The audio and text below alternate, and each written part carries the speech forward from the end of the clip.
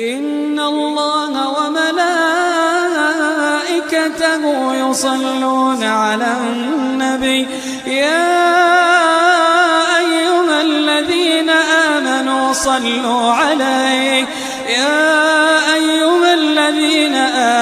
صلوا عليه وسلموا تسليما. Let us go on and look at mountains. The Quran has more than a dozen verses stating that God placed firm and unmovable mountains on the earth.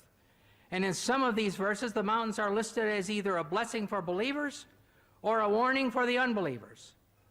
One example of this is found in the Surah Luqman, 31:10-11, where the mountains are one of 5 warnings. It says, He has created the heavens.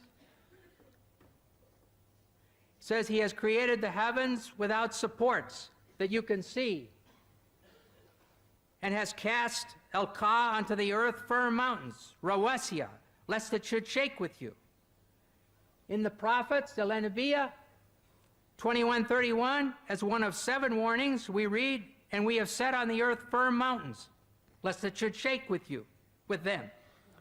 Finally, in the B, An-Nahl 16:15, says, and He has cast Al-Ka onto the earth firm mountains, Rawasiya, lest it should shake with you. We see then that the believers and unbelievers are told that Allah has done this great thing. He's thrown down and placed the mountains so that the earth will not shake violently with them. Therefore, we must ask ourselves, what did they understand? In the next 2 verses, another picture is given. The news, An-Naba 78:6-7.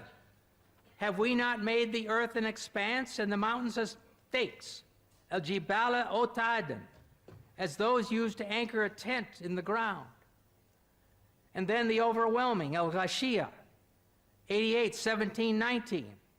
Do they, the unbelievers, not look at the mountains, al-jibal, how they've been pitched like a tent?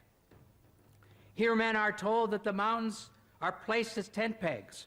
Tent pegs keep the tent stable. So again, the idea is put forward that the mountains will keep the earth from shaking. A third picture is presented in the word rawasiya, used for mountains. This word comes from the Arabic root arsa, and the same root is used for the Arabic word for anchor.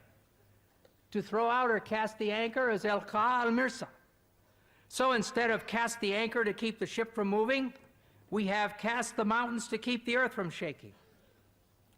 From these pictures, it is clear that Muhammad's followers understood that the mountains were thrown down like tent pegs to keep a tent in place, like an anchor to hold a ship in place, to stop the earth from moving, i.e. limit earthquakes. But in fact, this is false. The forming of mountains causes earthquakes. Therefore, these verses present a definite problem. Dr. Maurice Bukai recognized this and discussed them in his book, The Bible, the Quran, and Science. After quoting the above verses about mountains, he says, modern geologists describe the folds in the earth as giving foundation to the mountains, and the stability of the earth's crust results from this phenomenon of these folds. When asked about this, Professor of Geology Dr. David A. Young says, while it is true that many mountain ranges are composed of folded rock, and the folds may be of large scale, it's not true that the folds render the crust stable. The very existence of the folds is evidence of instability in the crust. In other words, mountains don't keep the earth from shaking. Their formation caused and still causes the surface of the earth to shake. Geological theories at the present time propose that the hardened crust of the earth is made of sections or plates, which slowly move in relation to each other. Sometimes the plates separate, like North and South America separating from Europe and Asia, and Europe and South Africa. And sometimes they go together, and they slide next to each other, and they bump into each other. And then they cause earthquakes.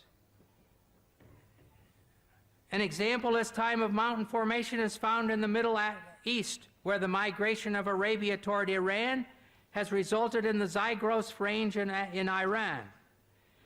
In many parts of the world, as one travels along the roads, one sees a hillside where the sandstone layers, which were horizontal when they were deposited, are now sticking up at angles. And so here you can see These sandstone layers, which were horizontal in the beginning, now they're sticking up at 75 degrees, where they were pushed up there by an earthquake, by the mountains being formed. Sometimes the plates get caught on each other and stop sliding. During this period, great forces are built up. When the forces of friction are overcome, the piece of plate that was stuck lurches forward, causing the shock wave of a thrust quake. And all of a sudden it goes thunk like this. In a recent earthquake, it was calculated that the Cocos plate in Mexico suddenly jumped forward 3 meters. Well, if your house suddenly jumped 3 meters, it would be a catastrophe. Another type of mountain is that formed by volcanoes. Lava and ash from inside the earth are thrown out and piled up until a high mountain is formed, even from the bottom of the sea. And we can see this kind of action in this picture. I hope you can see it.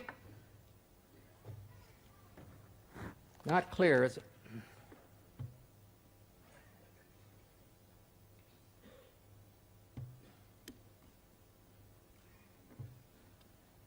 The ocean crust is right here, and the continental crust is there, and the oceanic crust is going down under the continental crust, and mountains have been formed here.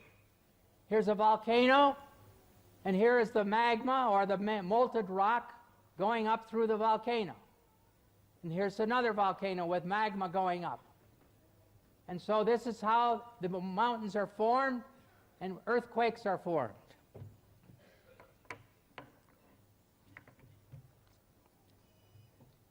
In the case of some igneous mountains, molten rock intrudes into the throat of a volcano's opening and cools, form a relatively dense intrusion, which extends below the surface of the earth. So if this got stuck and sealed, then it would be like a plug. However, it's not a root. It does not bear the weight of the mountain. It's really a plug.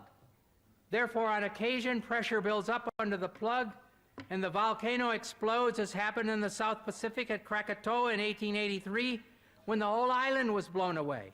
And it happened in Mount St. Helena in our days, when the mountain was blown away. We can conclude from this information that mountains were formed originally with movement and shaking, and that now, in the present, earthquakes are caused by their continued formation. When the plates buckle over each other, there are earthquakes. When the volcanoes erupt, there can be earthquakes. However, it is clear that the followers of Muhammad were understanding these verses to say that Allah threw the mountains down as tent pegs or anchors to keep the earth from shaking. Throwing the mountains down into the earth may be poetry, but to say that mountains keep the earth from shaking is a severe difficulty, which is out of step with modern science. In the field of geology we have come to know today, the geologists they tell us that the radius of the earth is approximately 3,750 miles. And the deeper layers, they are hot and fluid and cannot sustain life. And the superficial part of the earth's crust which we live on, it is very thin, hardly 1 to 30 miles. Some portions are thicker, but majority 1 to 30 miles. And there are high possibility that this superficial layer, the earth's crust, it will shake. It is due to the folding phenomena which gives rise to mountain ranges, which gives stability to this earth.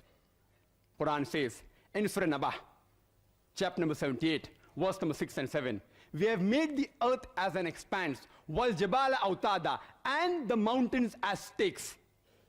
The Quran doesn't say mountains were thrown up as stakes, mountains as stakes. Arabic word autad means stakes, meaning tent peg. And today we have come to know, in the study of modern geology, that mountain has got deep roots. This was known in the second half of the 19th century. And the superficial part that we see of the mountain is a very small percentage. The deeper part is within.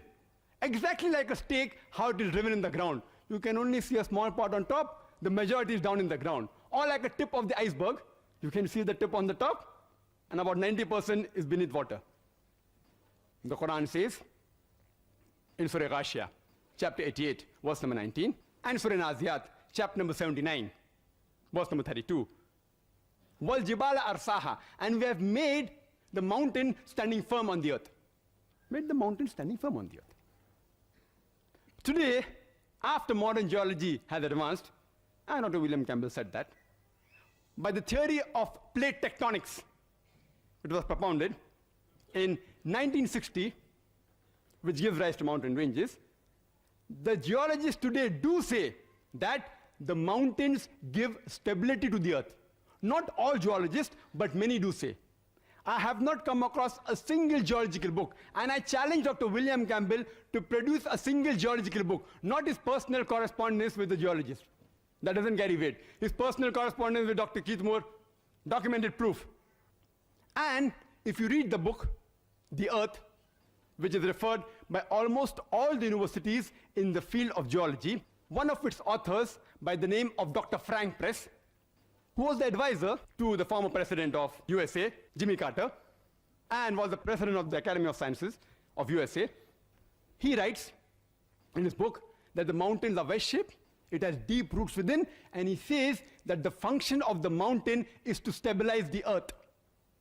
And the Quran says in Surah Anbiya, chapter number 21, verse number 31, in Surah Luqman, chapter 31, verse number 10, as well as in Surah Nahl, chapter number 16, verse number 15, that we have made the mountain standing firm on the earth, lest it would shake with them and with you.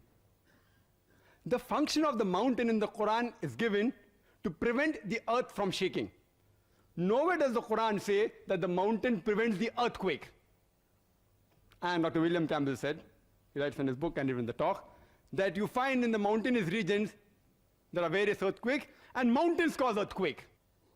Point to be noted, nowhere does the Quran say that mountain prevents earthquake. The Arabic word for earthquake, as Dr. William Campbell knows Arabic, is zilzal or zalzala. But the words used in these three verses I quoted, it is tamida. Tamida means to shake, to sway, to swing. And Quran says in Surah Luqman, chapter 31, verse number 10, as well as Surah Nahl, chapter number 16, verse 15, we have put on the earth mountain standing firm, lest it would shake with you. It is tamida bikum, shake with you, indicating if the mountains were not there, if you would have walked, if you would have moved, even the earth would have moved with you. If you would have swayed, even the earth would have swayed with you. And we know normally when we walk on the earth doesn't shake. And the reason for this is, according to Dr. Frank Press and Dr. Najjar, who's from Saudi Arabia, and he wrote a full book on geological concepts in the Quran, answering almost everything what Dr. William Campbell has said in detail. And Dr. William Campbell, in his book, he writes that if mountains prevent the shaking of the earth, then how come you find earthquake in the mountainous regions? I said, nowhere does the Quran say mountain prevents earthquake. Earthquake is zilzal. And if you see the definition in the Oxford Dictionary, it says, earthquake is due to conversion of the superficial crust of the earth due to release of compressed seismic waves, due to crack in the rock, or due to volcanic reaction. The Quran speaks about zalzala in Surah Zalzal, chapter 99, but here it speaks about tamida bikum, to prevent the earth from shaking with you. And in reply to the statement that if mountains prevent earthquakes, how come you find earthquakes in mountainous region? The reply is that if I say that medical doctors, they prevent the sickness and disease in a human being, and if someone argues, if doctors prevent the sickness and diseases in a human being, how come you find more sick people in the hospital where there are doctors than at home where there are no doctors?